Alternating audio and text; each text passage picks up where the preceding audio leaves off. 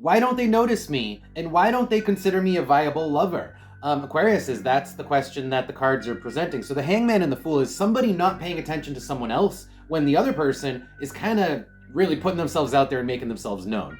So the Nine of Swords, the Lovers, and the Eight of Pentacles, this is what the other person's feeling. They want the connection, the lovers, but they're feeling rejected and it's stressing them out. That's just these two cards. It's very straightforward. Now let's pull some oracle cards because, well, I need to find out more in order to find out what's going on with this other person. Why isn't this other person interested? Oh, this is getting very interesting. So we have the Cave, Honey, and the House. Feelings run deep. There is serious affection between these two people, okay? On the bottom of the deck, I also have the Heart. That's potentially love, right? Between these two people, but it's also, there's complex emotions. The Cave is also like complicated. You can get lost in your own emotions down there, right? When you venture into the cave, into the self, really. That's what the cave represents, like the dark portions of the self. Looking down here, we have Aquarius and the number 2. You know, one person thinks it's possible one day, but for whatever reason, Aquarius here sets these two people apart. It's like one person belongs to one group, the other person belongs to a different group. Let me see if I can come up with a good example. Let's say your family is super religious and you were always, you know, planning to marry or date somebody who is the same religion. Well, this person's not that religion, okay? Bad example, but you get what I'm saying. It's two people, different, almost like different worlds, like Romeo and Juliet, right?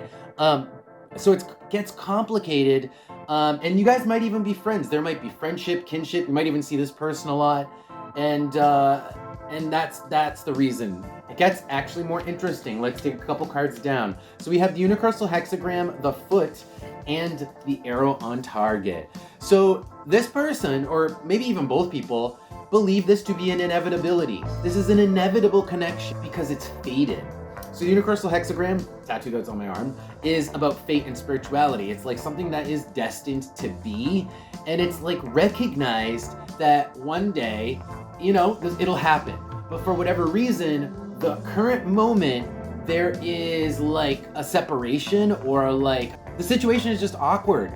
Logistically speaking, it's awkward. And so that's the reason why the other person isn't paying attention to person number 1 who is putting themselves out there. And maybe person number 1 doesn't know these reasons, right?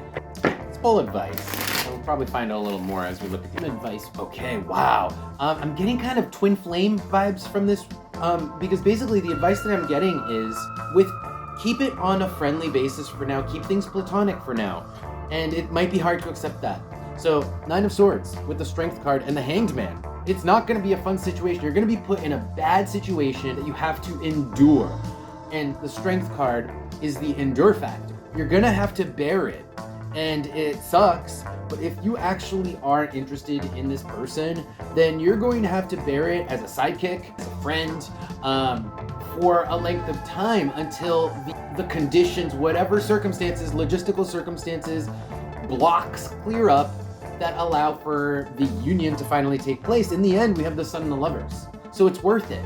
In the end, it is worth it to put yourself through this awkward, lengthy, painful, grueling situation, but it's not going to be fun in the meantime. Let's pull some oracle cards, see if we can get anything else. Advice. Holy shit. So confirmation again, we have the Door and the Cup. The Cup in the Door is just telling you that at some point it'll happen. At some point there will be that emotional fulfillment. The Cup is potentially a new relationship too. So at some point this new relationship will happen as such as you imagine it. However, Capricorn is a long ass time. Capricorn is like the long endurance. So it is not gonna be soon. Sorry to break it to you guys. It ain't gonna be soon. And okay, the next couple cards are still kind of telling me a bit more here. They're saying, you know, enjoy the situation for what it is. You can enjoy the situation for what it is. There is obviously like complex emotions lingering in the background and it's complicated. Try to enjoy it for what it is.